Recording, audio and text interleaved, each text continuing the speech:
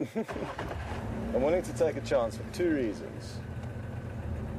One is that we won't be staring directly into the sun. It'll at least be behind us. And secondly, if he does do anything, at least we'll get the money shot from the side.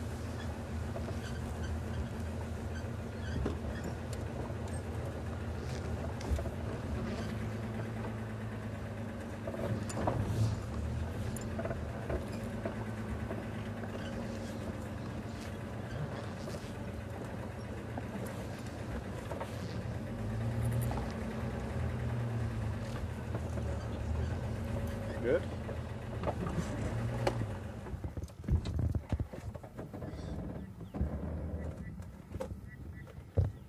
Okay. Apologies for the shuffling about, but I think we will be here for the next couple of hours, so we may as well get comfortable and in the right spots. I certainly don't want to go vocalizing.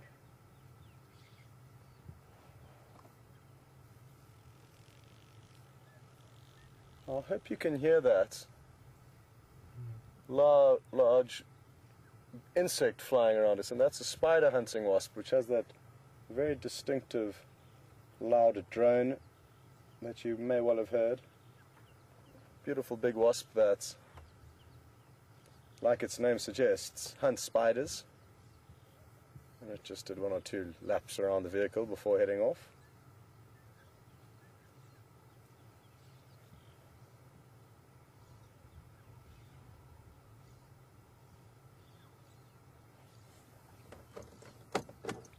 A radio test. Copy, thank you.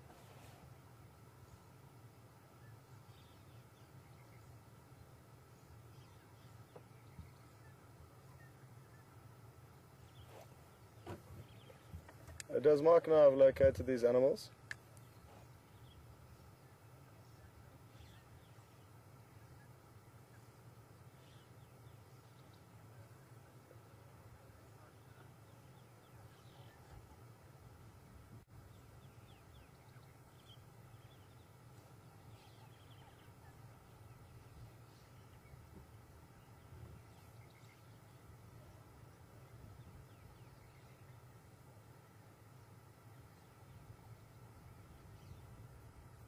It'll be interesting to see how much longer this individual does lie in the sun, because it is very hot. But maybe drying out after the rain. It did come down hard, not for very long, but it certainly did come down hard. Thankfully, by the 4th time rigging out the tarpaulin just today, Brian and I were quite quick, so it didn't come unstuck anywhere.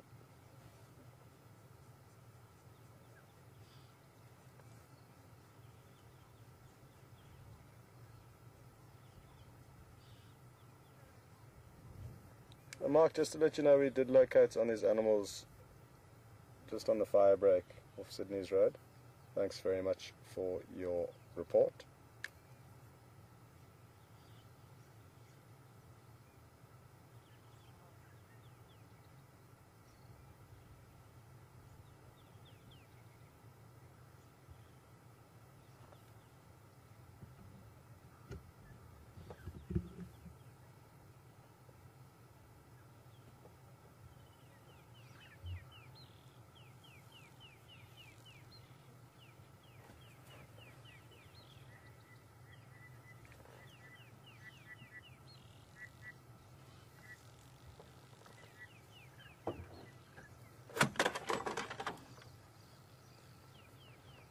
Are any stations mobile?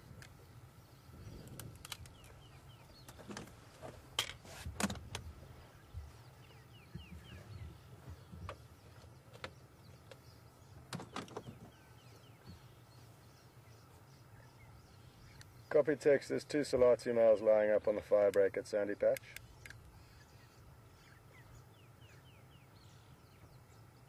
Two Madoda and Gala Selati males.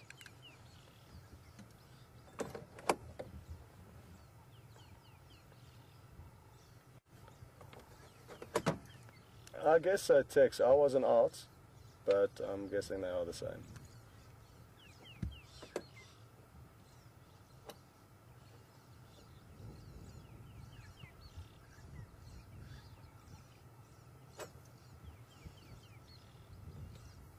Okay, copy. That must have been great.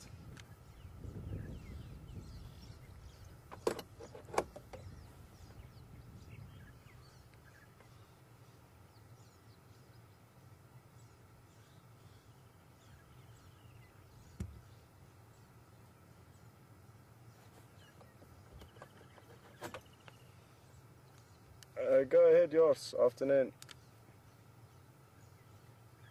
Yeah, all good.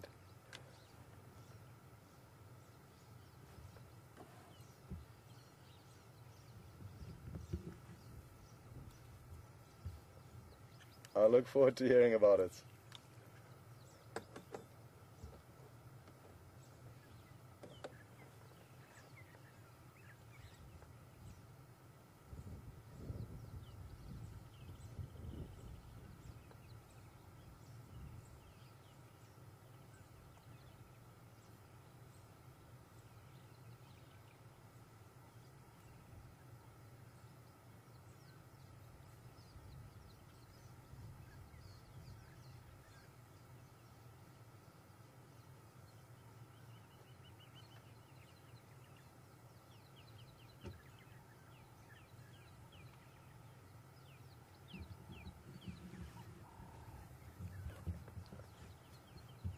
I'm seriously looking forward to hearing the stories about, or from the people who saw the interaction between different lions this morning. I'm still not entirely sure what's gone on, the finer pieces of the puzzle, but as soon as I do find out, I would love to relay what exactly happened this morning. But all I can tell you is that there was some kind of an interaction between certain coalitions, and like I said, it doesn't happen very often, so for those who were lucky enough to see it, I look forward to hearing their tales. Go ahead, Alex.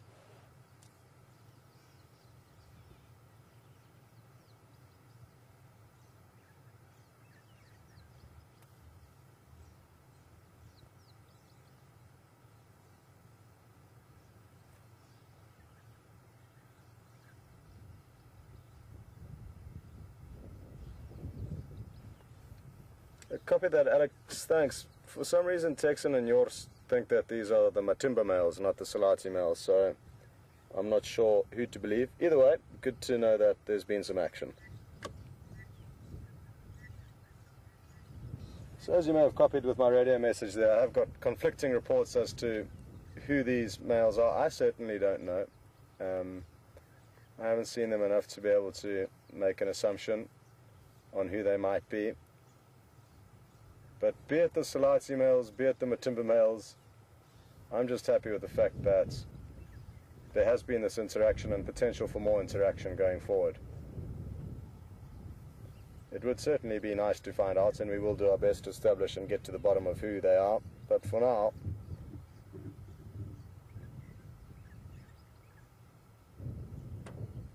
I'm less concerned about who exactly was fighting with who, more the fact that lions have been fighting, and that's the key factor for me, the fact that there has been this incredible scenario unfolding here, and some people have been lucky enough to see it. Beautiful shot, Brian. I almost want to take a screenshot of that. I'm sure some people are.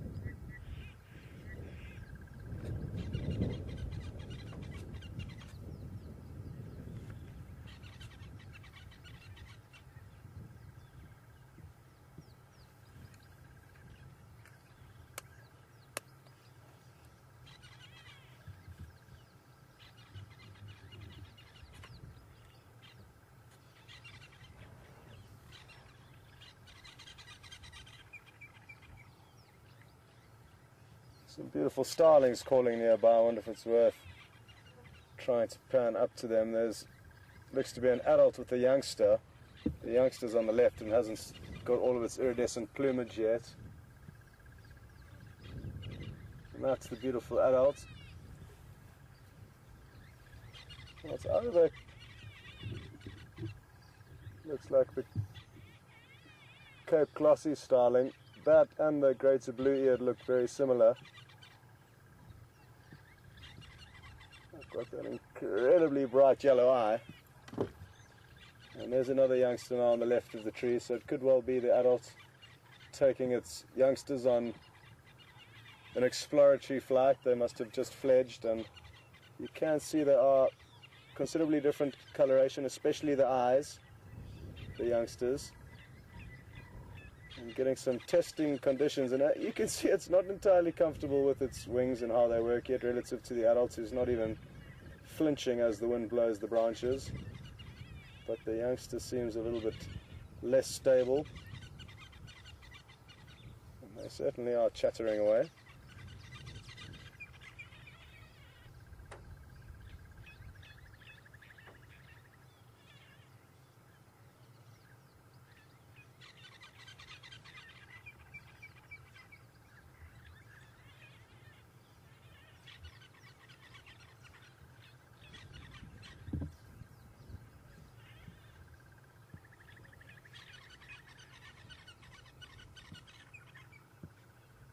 The birds are going crazy with their calls all around us. A lot of them are quite far away, but there's a lot of chattering from the birds, and they do tend to come alive after heavy rains.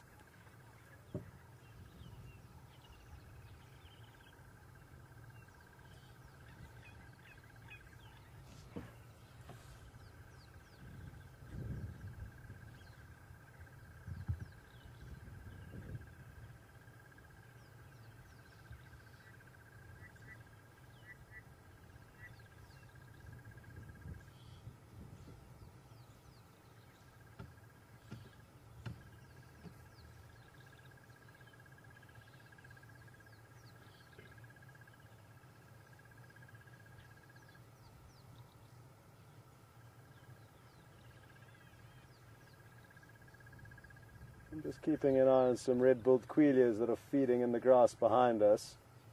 It also might be worth panning across to later, but at the moment it's kind of directly behind us, so hopefully they are going to fly out into a better view.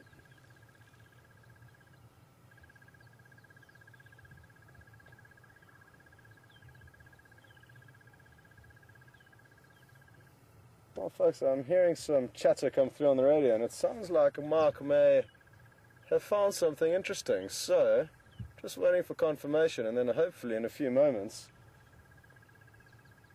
you'll cut across to Mark and see exactly what it is that he's been up to.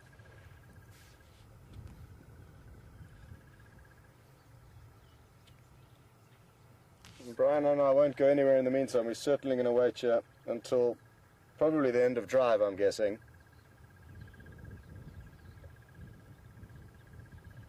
I didn't copy anything, Alex, but I'm ready to change whenever you are.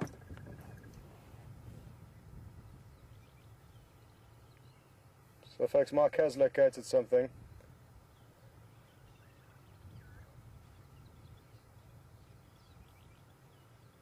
But he will be ready to cut across shortly. I think he's just going through a little bit of a bad signal area shortly, and then he will be ready to show you what it is.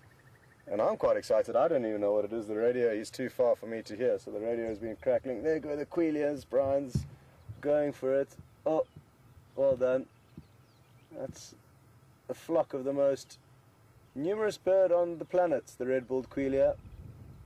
And it was a relatively small flock that just flew past, and hopefully they'll continue to grow. They seem to have just arrived about a week or two ago, and if we're really lucky they'll start nesting here. They could well. It's been a bountiful rainy season, and they nest specifically where there's lots of food, and there's certainly lots of food that they seek, and that is grass seeds predominantly. As you can see from all the grass in the area and all of the grass seeds, which Brian is busy making a plan to show you, there's certainly a lot of food around for them.